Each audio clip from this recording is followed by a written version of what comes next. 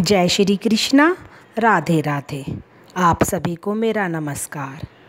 मनुष्यों में श्रेष्ठ नर और नारायण को नमस्कार कर और देवी सरस्वती तथा व्यास जी को प्रणाम कर उनकी जय बोलती हूँ।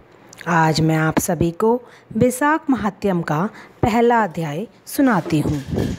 सूत जी बोले, परमेष्ठी ब्रह्मा के पुत्र नारद जी से राजा अम्बरीश ने पवित्र बैसाख मास का महात्म्य पूछा। राजा अम्बरीश बोले, हे ब्राह्मण, जो संपूर्ण महीनों के महात्म्य वर्णन किए वह मैंने अच्छी तरह से सुने।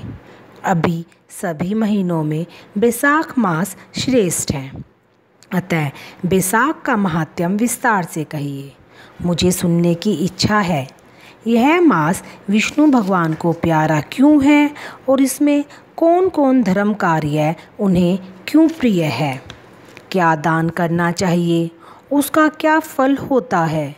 ये सब कार्य किस देवता को प्रसन्न करने के लिए करने चाहिए? इस मास में करने योग्य काम क्या है? कौन से कार्य विष्णु भगवान को प्रिय हैं? इसमें क्या दान किस लिए किया जाता है? उसका फल और उद्देश्य क्या है? इस मास में किन किन वस्तुओं से भगवत पूजन करना चाहिए? हे नारद, यह सब मुझे विस्तार से सुनाइए, मैं श्रद्धा से सुनूंगा। नारद जी बोले, हे राजन, सभी महीनों का महात्म्य पहले विष्णु जी ने लक्ष्मी जी से किया था, जो मुझसे ब्रह्मा जी ने कहा है। सब महीनों में कार्तिक, माघ और बैसाख मास श्रेष्ठ है। इन तीनों में भी बैसाख मास सबसे श्रेष्ठ माना गया है। यह महीना माता के समान सब जीवों को अभीष्ट फल देने वाला है। इस महीने में दान, यज्ञ, व्रत और स्नान करने से सब पापों का नाश हो जाता है। यह महीना धर्म, कर्म, यज्ञ और तप का सार है। इसकी देवता भी प्रशंसा करते हैं। यह मास विद्याओं में वेद विद्या के समान, मंत्रों में प्रणव, वृक्षों में कल्प वृक्ष, गौ में कामधेनु, नागों में शेष, पक्षियों में गरुड़ के समान है। देवों में विष्णु, वर्णों में ब्राह्मण, प्रिय वस्तुओं में प्राण और मित्रों में भार्या के समान है। नदियों में गंगा के समान, तेजस्वियों में सूर्य, शस्त्रों में चक्र, धातुओं में सुवर्ण, वैष्णवों में शिवजी के समान, रत्नों में कौस्तुभ मणि तुल्य, धर्म के लिए सब में उत्तम मास है। इस मास के समान विष्णु भक्ति उत्पन्न करने वाला और कोई महीना नहीं है।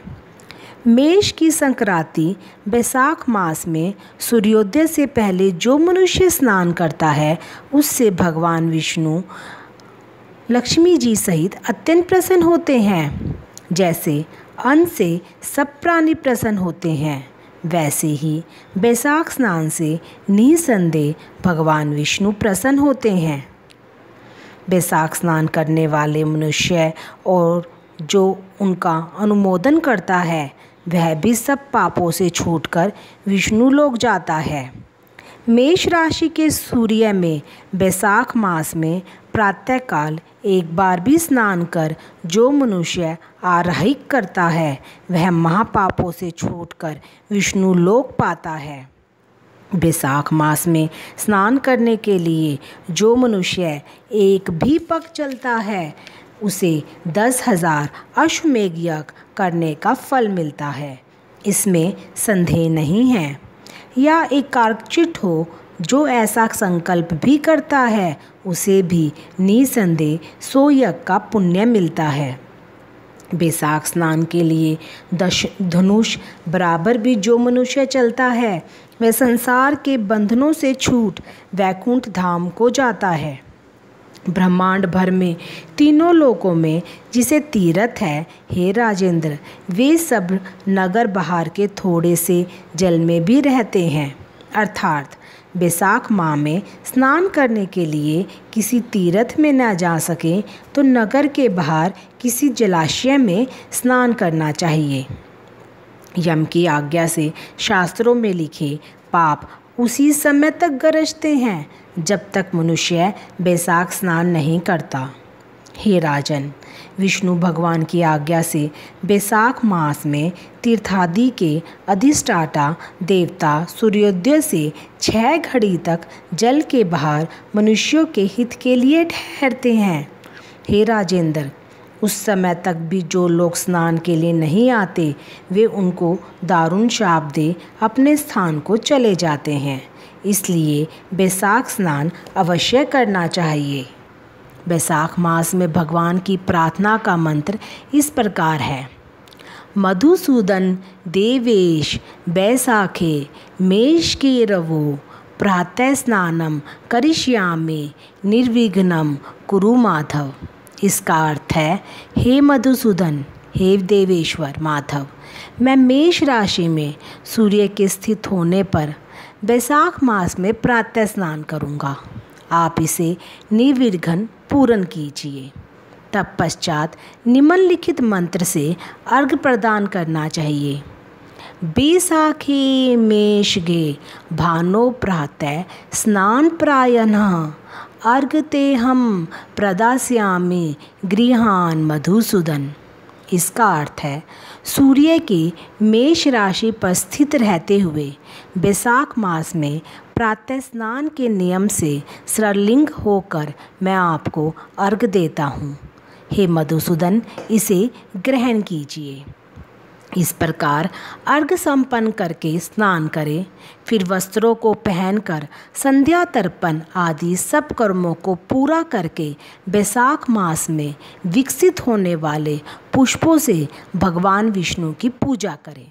उसके बाद बैसाख मास के महात्म्य को सूचित करने वाली भगवान विष्णु की कथा सुनें। ऐसा करने से कोटि जन्मों के पापों से मुक्त होकर मनुष्य मोक्ष को प्राप्त होता है। यह शरीर अपने अधीन है, जल भी अपने अधीन ही है, साथ ही अपनी जीवा भी अपने वश में है। अतः इस स्वाधीन शरीर से स्वाधीन जल में स्नान करके स्वाधीन जीवा से हरि इन 2 अक्षरों का उच्चारण करें। जो बैसाख मास में तुलसी दल से भगवान विष्णु की पूजा करता है वह विष्णु की साज्य मुक्ति को पाता है।